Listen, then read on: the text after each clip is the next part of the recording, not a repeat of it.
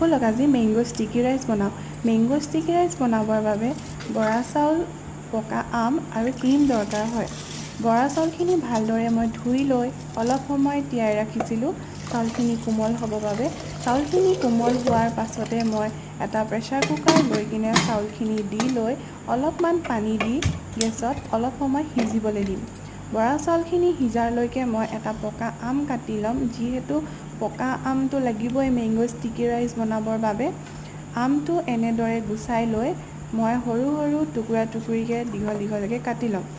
আপোনালোকে বেলেগকৈও মানে অকণমান ডাঙৰ ডাঙৰকৈ কাটো বুলি ক'লেও কাটি ল'ব পাৰে। মই এনেকৈ দীঘল দীঘলকৈ অকণমানকৈ কাটি লৈছোঁ আৰু আমখিনি কাটি হোৱাৰ পাছতে মই ক্ৰীমখিনি ৰেডি কৰিম।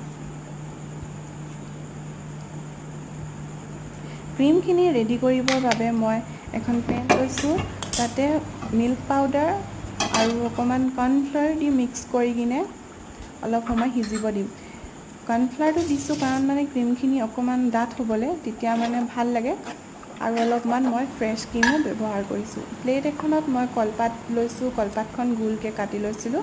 তাৰপিছত সিজি যোৱা চাউলখিনি মানে বৰা চাউলখিনি মই এনেকৈ বাতি এটাত দি দিছোঁ।